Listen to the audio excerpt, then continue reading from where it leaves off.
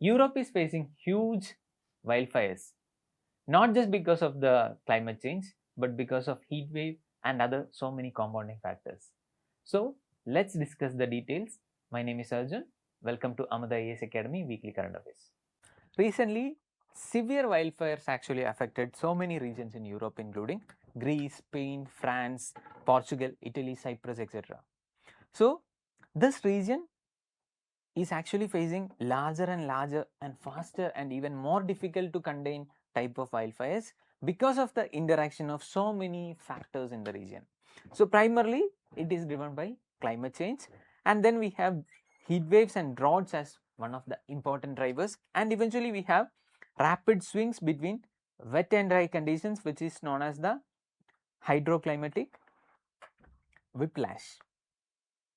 So these events, along with other important social phenomena like the rural land abandonment and also accumulation of combustive vegetation in the region and expansion of settlements into the forest margins. So climatic as well as social events in the region are actually creating very intense or mega wildfires in the region. So we will see such important factors in detail. So primarily the causal chain, if we see, we have climate change as the important driver. So Europe is actually warming twice as the global average. So this creates more heat waves in the region, more droughts in the region, so which will eventually reduce the water availability and it will cause extreme drying in the region. So whenever there is extreme drying, there will be so many plant litter available, creating accumulation of fuel. So fuel accumulation is created by extreme drying events in the region, and there is actually land abandonment in the main regions. Okay, there is land abandonment, so it will create unmanned vegetation in the region. Why? Whenever land is managed by people, there will be pastoral activity, so that means there will be grazing in the region. So this will actually reduce the vegetation amount, and hence it will in effect reduce the fuel accumulation also. So grazing by animals actually controls the vegetation and it causes a reduction in the fuel available. Now people are abandoning the farms, that means there will be huge vegetation available, and during the dry season what will happen? Entire the entire vegetation will actually become dry and it will accumulate as fuels. Now these are triggered by so many events. Okay, these are triggered by so many events including human ignition as well as natural ignition. So we'll see how they are getting ignited. Okay, and also before that we'll see what are the important phenomena discussed, primarily the climate whiplash. So basically the hydroclimate whiplash is a rapid shift between two opposing climatic extremes. For example, we will have wet season and we will have dry season alternating. Okay, so we will have one wet season followed by a dry season. So during the wet season there will be very heavy growth of plants. Okay, so there will be very heavy growth of plants during the wet season, and during dry season all these plant material that has grown heavily will become litter, and this will serve as fuel. Okay, this will serve as fuel. So during unusually wet period there will be rapid growth of vegetation, and during heat wave and drought these will actually become combustible biomass, causing very extreme wildfires in the region. So this actually happens in the European region, and because of rising temperature and climate change, such hydroclimatic whiplash events are very common in the region. So we'll see the ignition process. Okay, so we have natural ignition process which include lightning, and we have man-made ignition including campfires, cigarettes, etc. Now suppose we have a wildfire event which is actually created by any of the reasons, and such events can actually trigger more wildfire events in the region. We will see how. Primarily, suppose now we have a intense fire event, and this will create actually strong heating in the region. So, strong heating creates a low pressure in the region. So, low pressure actually creates rise of air column in the region. So, whenever air column rises, what will happen?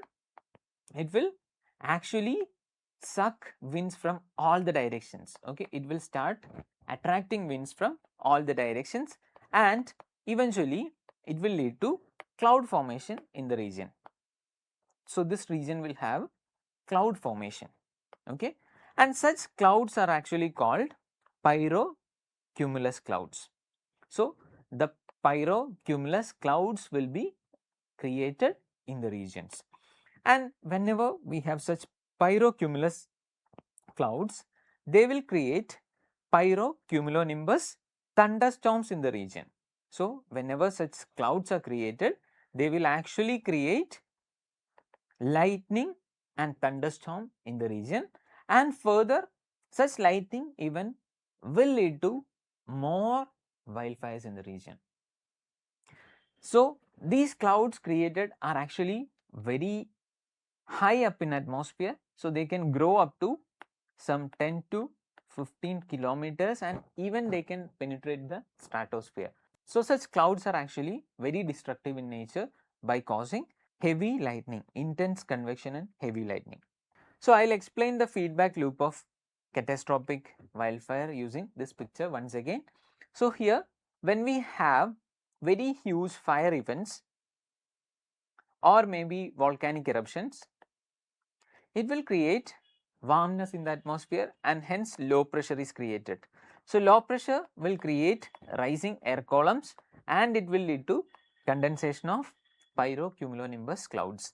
So, these pyrocumulonimbus clouds will create thunderstorms, which will create lightning and erratic winds in the region, which will actually further create a self feedback loop where new and new wildfires are created in the adjoining areas. So, whenever we have more wildfire, they will create more pyrocumulonimbus clouds, and more pyrocumulonimbus clouds will create more wildfires. So, this is actually a self strengthening feedback loop. So, this will enter into a vicious cycle. So, this will lead to unstoppable fire events in the region, causing ecological losses, health losses and economic losses. So, these are very destructive, and the intensification event is as shown in the picture. So, more updraft will be there, more fire clouds will be there. So, this will become, or this will enlarge the area of fire. So, it will have more lightning strikes, and hence it will have more area under wildfires. So, these are the important events. Now, we will see what are the factors affect such kind of heat waves in the region. So, primarily from the climate side, we have heat waves and droughts which led to dried vegetation, and in the case of landscape, we have land abandonment. So, land abandonment actually creates increased fuel availability. So, there is, whenever land abandonment is there, there will be less grazing and there will be more fuel available. Then dry biomass actually increases the fire intensity. Then currently we have wildlife urban interface expansion. So, we have wildlife, wild areas, urban interface expansion. So, basically our urban settlements are actually moving towards the wildlife regions. So, whenever we have such events, it will lead to ignition and exposure. So, more people will be there, more possibility of fire starting will be there. So, this will actually create more fire events in the region. Then we have pyroconvection, which is already discussed. This accelerates the spread of wildfires into different regions because of thunder and lightning. And then we need to have certain measures that can reduce the fire events, primarily the landscape management. So, here we need to manage the fuel before the fire starts. So, we may have so many fuel in the region in form of litter. So, they can either be composted or they can be used as a usable fuel, for example pyrolysis.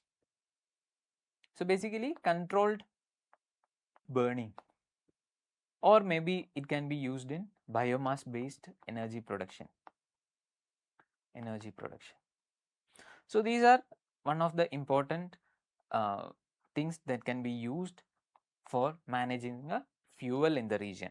Then next is actually revitalization of rural landforms. So, we need to revitalize the landscape to reduce the vulnerability, and also we can have early warning and preparedness in the region. So, the dryness can be detected early, so early warnings can be given, and we can also have fire breaks. So, these are actually patches of region where we won't have any fuel, so that fire actually stops that at those regions. So, such things are possible, and also from governance aspect we can actually have a integrated wildlife governance in the region, where countries or states can actually pool the resources so that they can have a better management. So, overall strategy, we need to move from reactive fire suppression to proactive wildfire resilience. So, that means we need to contain the wildfire even before it is formed.